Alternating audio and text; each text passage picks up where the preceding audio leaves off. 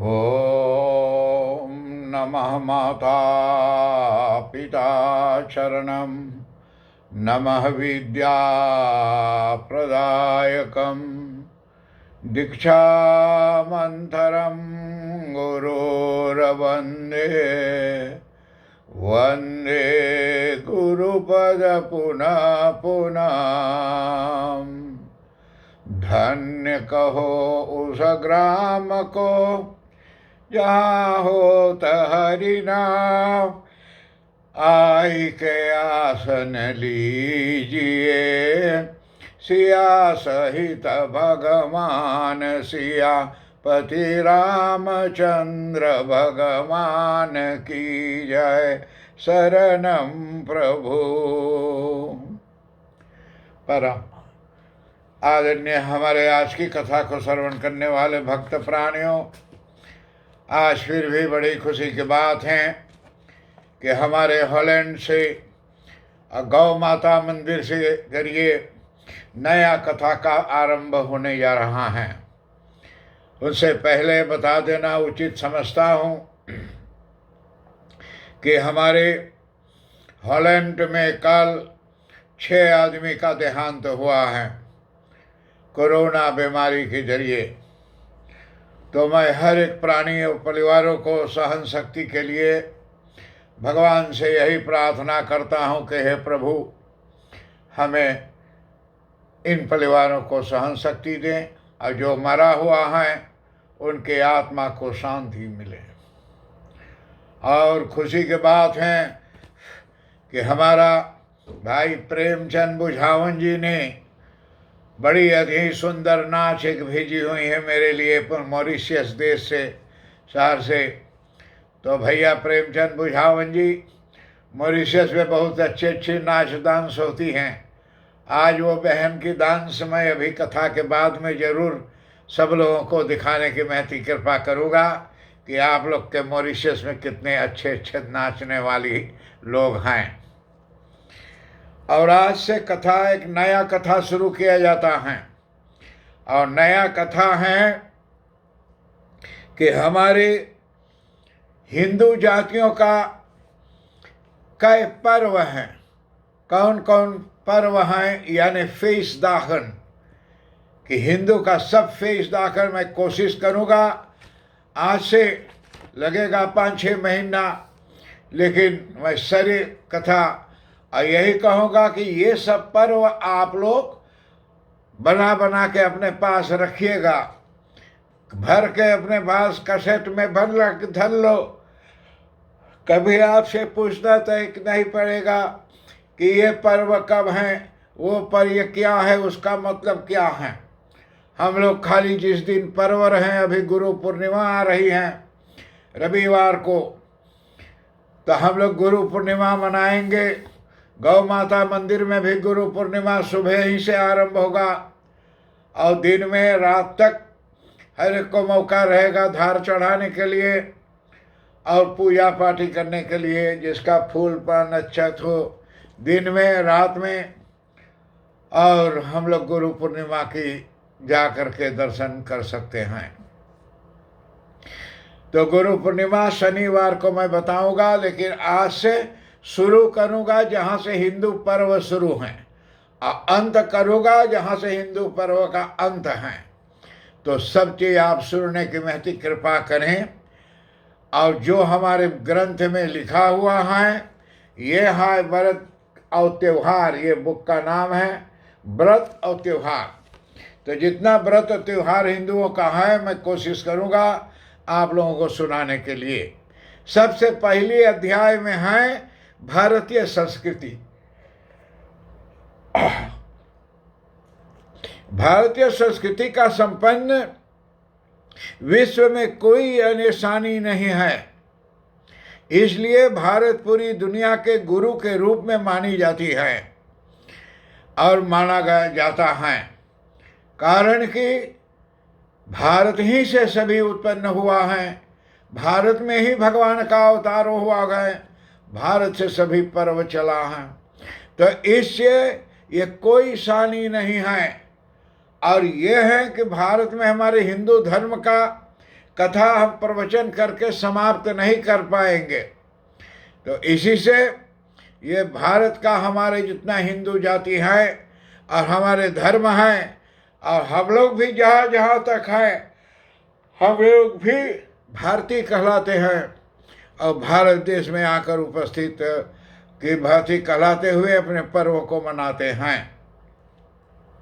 प्राचीन भारतीय ऋषियों मुनियों के और कठोर तपस्या करके और भारतीय संस्कृति परंपरा को यानी सजाया और संवारा है और विधि विधान बनाए से सर्वहितकारी हैं कि हमारे भारत देश जो हैं तो दुनिया में तपस्या करके ऋषि महात्मा लोग, हम लोग देश प्रदेश में भी गौ माता मंदिर में, राधा कृष्ण मंदिर में हमेशा हर एक पर्व को हम लोग कोशिश करते हैं मनाने के लिए और मनाया जाता है।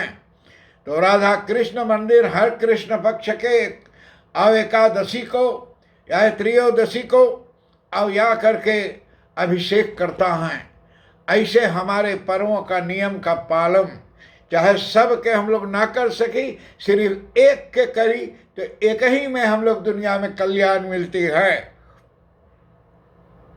और उन्होंने केवल भवन कल्याण को ही ध्यान में नहीं रची अपितु समस्त प्राणी जगत के यानी कल्याण के हेतु कार्य किया। यानी भगवान ने ऋषि मुनि ने तपस्या की तो अपने लिए नहीं की, सारे दुनिया के लिए की। राधा कृष्ण मंदिर और गौ माता मंदिर ये अपने लिए नहीं करते हैं, सिर्फ ये सारा दुनिया के लिए हैं और हर एक को मौका दिया जाता है कि आ करके अपने अपने मनों की भावना को पूर्ण करें और वहीं से कल्याण मिलती हैं। हम लोग घर बैठे सोचे सुख शांति और कल्याण मिल जाए तो ये नहीं हो सकता है। ऐसी भारतीय संस्कृति का लाभ जा करके बाहरी लोगों ने भी और भरपूर लिया। ये भारत देश का जो लाभ है, फायदा है, तो न खाली भारत के आदमी, बाहर देशों के आदमी गैर आजकल हॉलैंड में देखो, बेल्जियम में देखो, यूरोप में देखो, सारा दुनिया में कितना जा करके योगा करती हैं, भक्ति करती हैं, शक्ति प्राप्त करती हैं। ये सारा दुनिया के लोगों गैर जातियों, अमेरिका में जाओ देखो कितने गोरे जाति सब सीख रहे हैं। तो ये सब के लिए है, जो इसका तप करता है उनका सब कुछ भरपूर हो जाता है। आज भी वह भारतीय यानी गूढ़ रहस्यों का अध्ययन कर यानी तरक्की को मार्ग पर अग्रसर हैं कि आज दिन तक भी ये भारत से निकले हुए हमारे शक्तियों को हम हिंदुस्तानियों अब कम हो जा रहे हैं, पछड़े जा रहे हैं, गैर जातियों आगे जा रहे हैं। अभी वो दिन आएगा कि जिस दिन ये गैर जातियों, गोरे जातियाँ सब अफ्रीका में देखो मंदिर बना करके कितना गणेश बप्पा की पूजा करते हैं और कितने भगवान को पूजन होता है, काले लोग करते हैं। तो इससे एक न एक रोज आता है कि जो हम हिंदुस्तानियों को गैर जाति हमारा धर्म पढ़ाएगा, सिखाएगा। और ये जा करके चाहे वह कोई भी यानी क्षेत्र हो, चाहे जहाँ भी क्षेत्र हो, सब जगह पर हमारे हिंदुस्तानी अब हम पाछे जा रहे हैं। भाइयों बहनों, बेटा बेटी, आँख खोलो। हमारे धर्म में जो भारत का है, हिंदू धर्म, ये बहुत ही उत्तम है। ऐसी में ही फल है। भारतीय संस्कृति के अनुष्ठी छठा भारत में वर्ष भर को देखी जा सकती हैं। भारत का संस्कृति जो है एक अनूठी जा करके और छठी यानी छठा भारत वर्ष में और जा करके मिलता है। और यह चाहे वह किसी भी रूप में देखने को मिले, इस पुस्तक में तीज त्योहार की यानी बात का विशेष रूप में वर्णन किया जाएगा। या तीज त्योहार जो हैं तो उसका वर्णन ये अध्याय में किया जाएगा। अतः भारतीय संस्कृति परंपरा में तीज त्योहार व्रत का अपना विशेष महत्व है।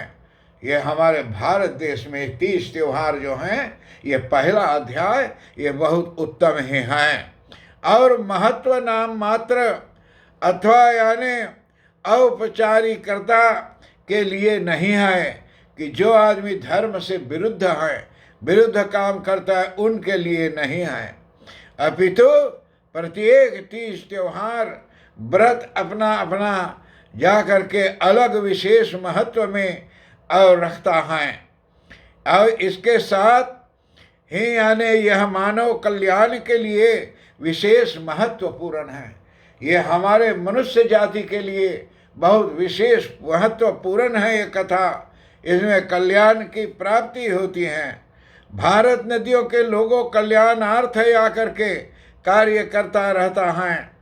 भारतवर्ष के पावन भूमि पर समय समय पर धर्म की स्थापना एवं अधर्म का नाश करने के हेतु ईश्वर ने अवतार लिया है। ये जा करके धर्म के कल्याण के लिए, अधर्म के नाश के लिए ये बनी है। अवतार लेकर के इन्होंने मानव कल्याण हेतु लोगों को यानी रहन सहन आदि से असंबंधित नियम का कर्म बताए, जिन्हें करके अपने जीवन को यानी सार्थक कर सकते हैं कि जिसको पढ़कर सुनकर जानकर अपने जीवन को सार्थक बना सकते हैं, जीवन को कल्याण हम बना सकते हैं कि जिसमें हमें जा कर के और सुख शांति कल्याण को मिल सके।